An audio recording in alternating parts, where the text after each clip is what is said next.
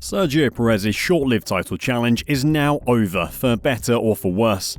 His poor qualifying performance in Monaco and Spain means he's now 53 points behind Max Verstappen. But it is the class that Max showed in Barcelona that is the only proof we need to know Checo can't challenge him. Some people are seeing it as a reason Perez shouldn't be driving at Red Bull. Others are happy he and the team don't have to worry about it anymore. Today we'll have a look at what the media are saying about Perez and also Horner's incredible comments about his second driver. Should Perez stay or should he go? You'll have to stick around to find out. Verstappen scored his third consecutive win and fifth of the season at the Spanish Grand Prix. Over the last 3 races, he has increased his lead over Perez at the top of the drivers' standings, from 6 points to 53. He's done everything he needs to during that time. The RB19 is so fast that Max just needs to keep it on track, and he'll take pole position and the top step of the podium at every race at the moment. The gap has opened up so dramatically because of Checo's own shortcomings. As good as Sergio Perez is, he is just a normal Formula 1 driver. I don't mean that as an insult. Being a Formula 1 driver is incredible, and if it wasn't for Max being across the garage from him, he could probably still be in a title fight.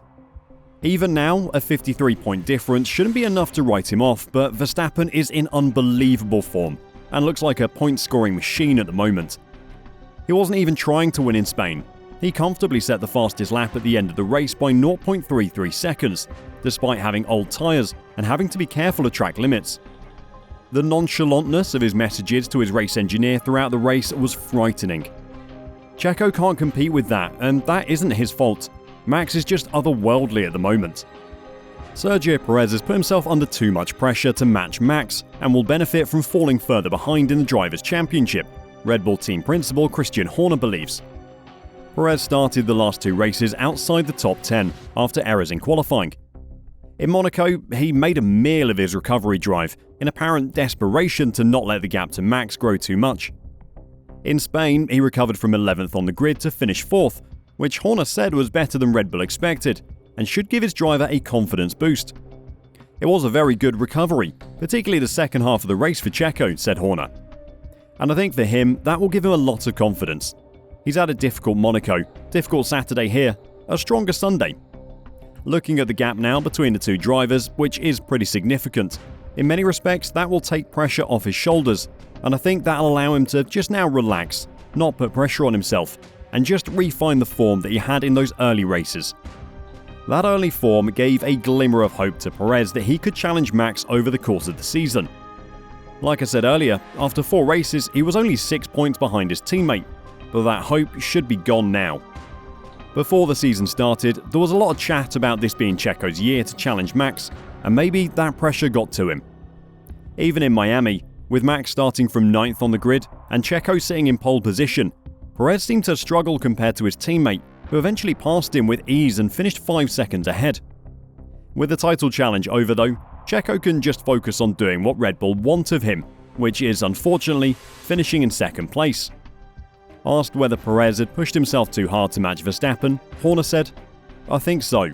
We know what Checo is capable of. We've seen in races like Azerbaijan and Saudi already this year what he's capable of doing, and I'm sure he'll refine that form in the future." This will be Sergio's best season ever in Formula 1. He already has as many wins as he did last year, and Max will make mistakes, more wins will come, and there will be plenty of podiums as well. Despite his good early form though, Helmut Marko has been left less than impressed by Perez's sudden collapse and says his driver needs to reset, having been carried away by the prospect of beating Verstappen to the World Championship. He told the media, "With Sergio, things have not been going well since Monte Carlo. He needs to concentrate more on racing, not on the title. I hope he recovers himself. The whole weekend it was already the case that he was 3 to 5 tenths slower. It's now the 2nd consecutive weekend with problems." Perez's loss of form has led to comparisons being drawn with Nick de Vries, who has struggled upon landing a full-time drive with Red Bull Junior team AlphaTauri for 2023. However, Marko has dismissed the links to de Vries' predicament, adding, "That's a different situation, and he believed in his World Championship dream. Checo is getting a relatively hard wake-up call now, and I'm sure he'll pick himself up again." Red Bull for the time being are supportive of their driver. The truth of Checo's situation has always been that Red Bull just want him there to pick up points for them to win the Constructors. The team might not say it to the media, but they don't expect him to challenge Max to a championship. For now, there is no point in them putting pressure on him to perform better because he doesn't need to.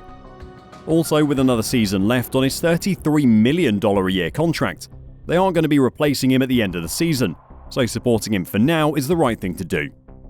But Red Bull are notoriously cutthroat with their drivers, and if this recent downturn in form continues, he could be in trouble. Few in 2022 would have seen Yuki Tsunoda as a realistic candidate to succeed Perez at Red Bull anytime soon, but the Japanese driver has caught the eye with his performances so far in 2023. The 22-year-old endured an inconsistent rookie season with AlphaTauri in 2021, but stepped up somewhat in 2022, closing the gap to highly rated teammate Pierre Gasly. Now, 2023 threatens to be a breakout year. Tsunoda kicked off his campaign with back-to-back P11 finishes, before dragging his AlphaTauri to P10 in Melbourne, securing the team's first points of the season. The importance of this start to the season is a consistency which Tsunoda has driven.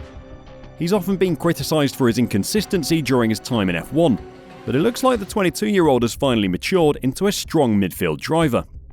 Tost's recent comments will put Tsunoda's performances this season under even more scrutiny. If he continues on his current trajectory, then Red Bull will have a major decision to make come 2024, or maybe even the end of this year. With Aston Martin potentially interested in Tsunoda due to the new Honda link, a good 2023 could make Yuki a very highly sought-after driver. Tost stated, "All I can say is that Yuki is on the right track. He has improved in every respect, but I think he should drive at AlphaTauri again in 2024. In 2025, I think he will finally be ready for Red Bull." You didn't think Franz Tost was going to come out and say Perez should be replaced, did you? There are those in the media that think Checo's time at Red Bull is coming to an end as well. Christian Horner was asked bluntly about the performance of Sergio Perez in Barcelona by 2016 world champion Nico Rosberg, in a testy short exchange between the pair. The Red Bull team principal defended his driver, pointing out that the German is quite happy to be critical of those on the current grid, with Perez having worked his way up from 11th on the grid to finish 4th on Sunday, despite having held aims of a podium in a dominant car following an underwhelming qualifying session on Saturday. Rosberg put forward a forthright question to Horner. "Christian, you were just saying he did a good race, but I thought he had quite a lack of performance, especially in the early part of the race. Isn't that true? I mean, really comparing to Max, there were some laps where it was quite a gap." "You're quite a critical guy though, aren't you?" Horner said in response. "You're tough on these guys. You know, you're happy to criticise all these guys." While Rosberg may have just been asking a question, the subject of the BBC's Checkered Flag podcast conversation was far more critical. Broadcaster and former McLaren mechanic Mark Priestley said the rapid turnaround of his championship challenge has impacted Perez's form. In qualifying, he made some mistakes. He messed up, and that really set him up for the race, where he started further back than he would have wanted to, he said. With Perez, I don't know if he's lost confidence over recent weeks. There was talk of a championship fight just literally 2 races ago. Now people are even questioning his right to be in that car. Can he even make it to the end of the season? So I think there's a solid psychological impact with what's going on with Sergio Perez on his side of the garage. It was a good recovery in one sense in that he made it to 4th, but he's in a car that, anything off the podium, it's got to be disappointing. BBC journalist Andrew Benson agreed with Priestley's assessment, revealing Mercedes had always thought Perez was beatable to the podium based on his early weekend pace.